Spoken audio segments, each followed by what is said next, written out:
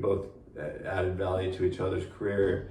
But I was really impressed with his work ethic, and so I asked some questions. And do you want to get into that? I know that you have some family history that maybe there's some wiring there, or do you disregard that component completely and you attribute your work ethic to something else? I mean, because it is in the 1%.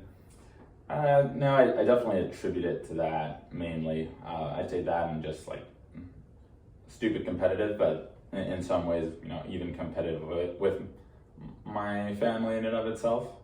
It really all comes back to,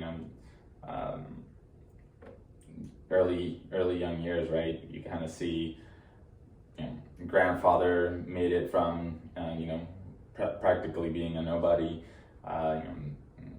shining shoes really when he was young to help out, growing to be one of the first and youngest, well, not first, the youngest chief of the Dominican Air Force, and really building a really beautiful career, right? From there, being a Supreme Court justice, from there, going to support like the collegiate electoral college.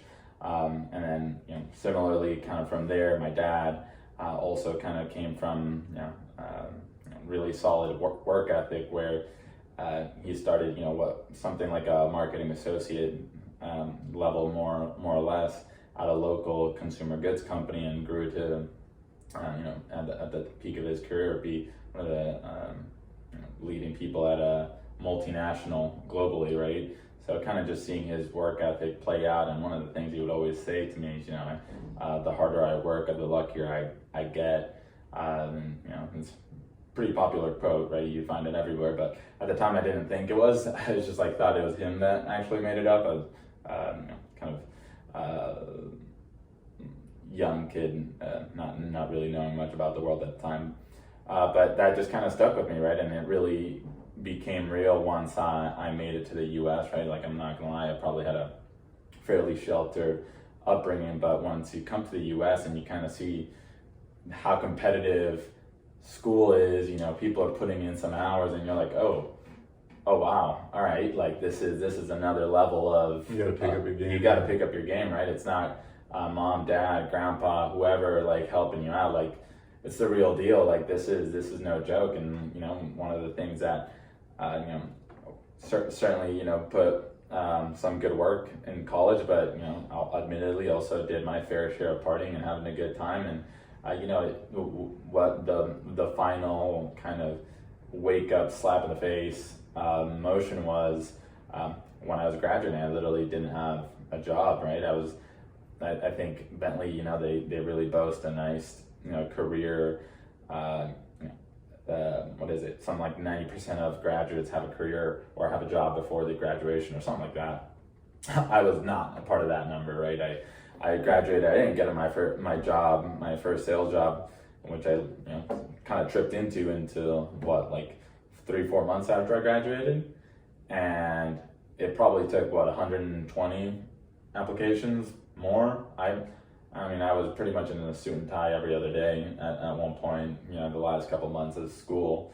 And it was, super, super demoralizing, not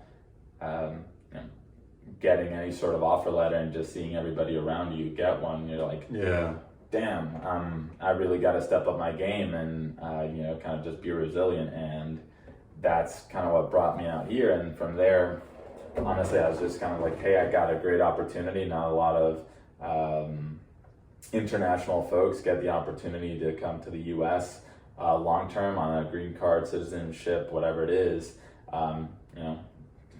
Quite frankly, don't fuck it up, right? Like, yeah, my grandparents didn't have that opportunity. Yeah, it was really, I probably in an unhealthy way saw it at the time. Like, I can't let them down, and I can't let myself down. So that just brought me like a whole nother level of competition of just, hey, they did that well with the opportunities they had at the time. I have arguably a better opportunity. Let's make it happen. So now I want to get into kind